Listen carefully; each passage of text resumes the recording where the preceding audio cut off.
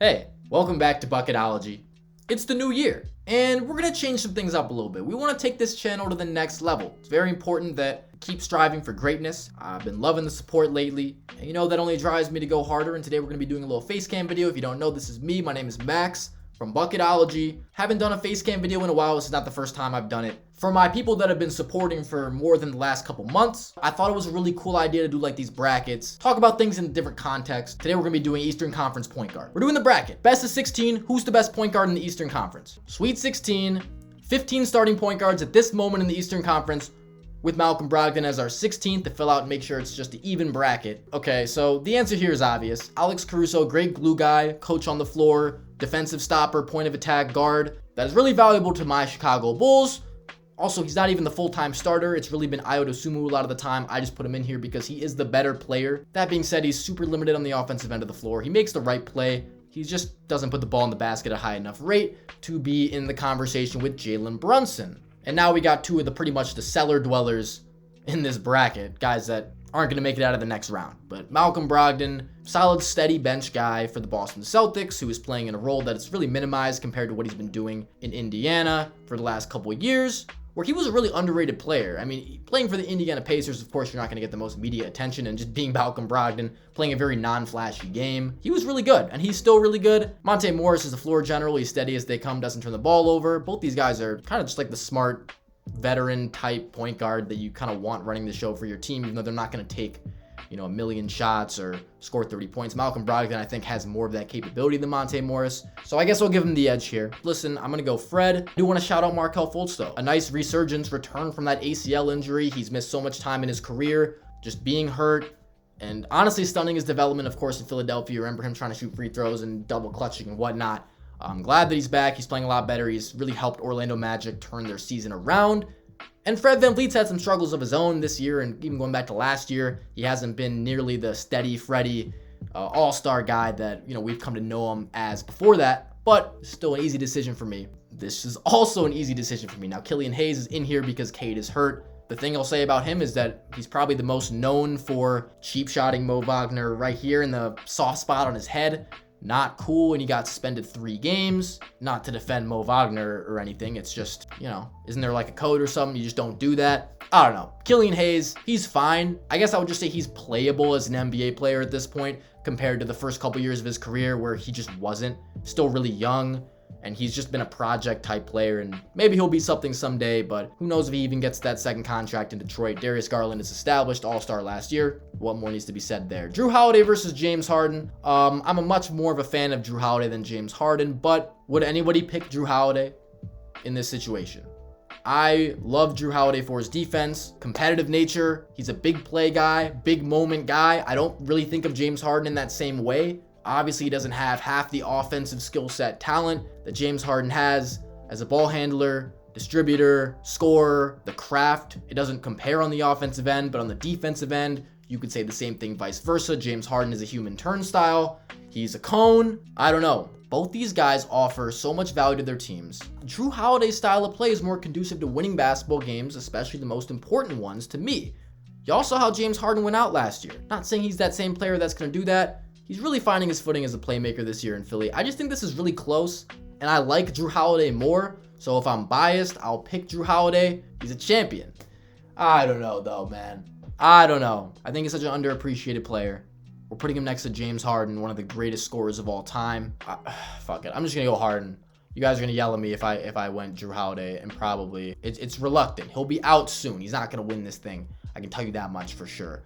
LaMelo Ball versus Kyle Lowry. Listen, I'm not a LaMelo Ball fan. I think Kyle Lowry's importance to his team is paramount and underrated. Still in his old age, he still does a lot for his team. Both ends of the floor, guards multiple positions, scores the basketball, facilitates the basketball, floor general. LaMelo Ball is such a problem for defenses. He's never had the stars on his team. He's never been surrounded by other guys that could score 25 every single night. I'm going to go LaMelo Ball. I like Marcus Smart a lot. Love his competitiveness. Defense, obviously. I think he fits into a great role with the Boston Celtics. I think they need him in order to be a championship team. And he's an undervalued player by a lot of casual fans, people in comment sections, Tyrese Halliburton is having just a wonderful season. Just awesome to watch. A guy on a team that I didn't think would do anything this year because look who he's playing with. Isn't this team supposed to be tanking? And he's turned them into like such a fun basketball team that just plays really fast, get up and down the floor. He really inspires his teammates. I think he's a great floor leader, team leader, locker room guy, intangible guy. Can't say enough good things about Tyrese Halliburton. Point God, one of the best passers in the league, maybe the best passer at his position in the league. Come on, no contest. This one, listen, a couple months ago, I probably would not have gone Kyrie. Trae Young has really disappointed me this year. This is someone I expect a lot more from than what we're getting and what we've gotten. That doesn't mean that he's not putting up monster numbers, because he is. Trae Young is still Trae Young in the box score. But listen, Nate McMillan, he's at fault in so many different ways, especially in terms of how this offense runs in Atlanta. They've been such a shit show disappointment, man. I was so excited for this team. I thought they'd have big things on the horizon this year. And the total opposite. And Trae Young, he's a great offensive player. Kyrie's more established in the big games. When they play each other, who wins usually when they play? Listen, two extreme talented guards, two guys that can get a bucket from anywhere. Trae Young has not been able to score, though, this year at the same rate as he has before. His shooting, finishing at the basket, just general shooting ability, it's not what it was last year. It's a little bit concerning, especially because you have help with DeJounte Murray. You shouldn't have to take as many tough shots as you are. He doesn't play the team ball the way that, like, even Kyrie, someone that I didn't really think was a team player, especially earlier in this season. The way that he's been playing with the Brooklyn Nets and with all that shit going on, is this really a team that guys want to play together? I just made a video on the Brooklyn Nets. Kyrie Irving is buying in. He looks like a team player. His presence on the basketball court is elevating his teammates right now, and that's not something I really see from Trae Young at this point. We're going with Kyrie right now. Okay, let's not waste any time. Just continue on. Tyrese Halliburton versus Fred VanVleet. Listen, Fred VanVleet, he was an all-star a couple years ago, I think. Not last year, right? The year before. He's fallen a little bit. Not always steady Freddie. Like, he was steady Freddie at one point. He's really not anymore. So, Tyrese Halliburton, absolute problem.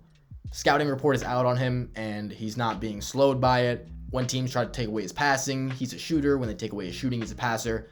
I can't say enough good things about him. We're going Tyrese. He might win this thing. Spoiler. Jalen Brunson. I love Jalen Brunson, man. ISO ability, getting into the mid-range. He has a post-game too. His bag is limitless. He's a guy that I'm really surprised that isn't talked about more as one of the great ISO creators, scorers in our game right now. Gets to the basket. Incredibly steady presence to handle the ball, not turn it over. Just makes the right play. Love Jalen Brunson. It's Kyrie. LaMelo Ball versus Darius Garland. Not hard for me. Not much else needs to be said there. We're into the Final Four. Before this recent Nets streak, I would easily pick Tyrese Halliburton. Kyrie Irving, it's not about if he's a great basketball player. It's like who I want as the point guard on my team. Someone that's going to get their teammates involved and have everybody playing the right way and at their best, keep spirits high. Kyrie Irving, so much of his career, he's been the type of guy that, does he really care about anybody else besides himself? It's a valid question. At this point, it looks like he really cares about the team. Ever since they fired Steve Nash, the way he's bought in has looked completely different than how it did before, and he's been absolutely lethal force playing next to KD. Now, granted, he plays with Kevin Durant, and Tyrese Halliburton can offer more. Let's just call it what it is. He can offer more on the basketball court than Kyrie Irving. Yeah, he's not the same ISO scorer, no doubt. He is by far the superior playmaker. We've been seeing better defense from Kyrie Irving. I think defense is something that he has struggled with, but he can play defense when he wants to play defense, and he's bought in right now, so he wants to play defense. Tyrese Halliburton buys in on the defensive end as well. He's elevating a team, surpassing expectations for his team, just because of his presence on the court. So that makes it extremely difficult for me to make this decision. And honestly, I don't know. So we're going to end the video here. Yeah, a little anticlimactic. Tyrese Halliburton's never played in a playoff game. That's what it comes down to. I know people yell at me probably because it's close. Sorry, but you got to consider a lot of factors. Tyrese Halliburton's been that good this year. He really has. For everybody who's not watching the Indiana Pacers, he's been the man. I'm going James Harden here. Listen, Darius Garland has come a long way, making the All-Star team last year. Shout out to him. I haven't been super impressed with him this year. Overall, I know he's had some monster games. He's also had some duds, like really bad games. Also, just watching him sometimes, does he realize that he's on a team with Donovan Mitchell and doesn't have to do everything and make every play himself? Can he play off the ball? Is he comfortable? Can he fit into a number 2 role? Listen, that's not saying James Harden is perfect. Neither of these guys are good on the defensive end of the ball. I mean, both these guys, floor general type players. I was really impressed with Garland last year as a facilitator. This year, yeah, his usage is down because he's playing with Donovan Mitchell, but I like it when he looks for the pass more than the shot. Wow, Harden made it to the final round? I don't really like that. I would have picked Tyrese Halliburton over Harden if they had gone head-to-head in this bracket. It didn't happen, so I'm forced to pick Kyrie. So we're at the point where Kyrie is the best point guard in the East. Is this obvious? Does this come as a surprise to anybody? I kind of thought I would end up picking Tyrese Halliburton. It was really hard for me to go Kyrie over Tyrese Halliburton. But it just came back to, like, this guy has played in the toughest games. He has not really lost a step. If you're watching him in the last several games for Brooklyn, the way he's playing, yeah, he gets to play with KD, but, like, it's Kyrie. We know what Kyrie's capable of from a longer term of success and track record than Tyrese Halliburton. It's just the fact of the situation. So that's going to do it for this video. Who would you have picked? I'll leave a link to this quiz in the description of my video here. You guys can do it yourself if you don't like what I did, because I know a lot of you are probably fuming over some little decision I made earlier in the video. It's okay. Take a breath. It's a new year. That's going to do it. I'm out. Thanks for watching, y'all. Peace.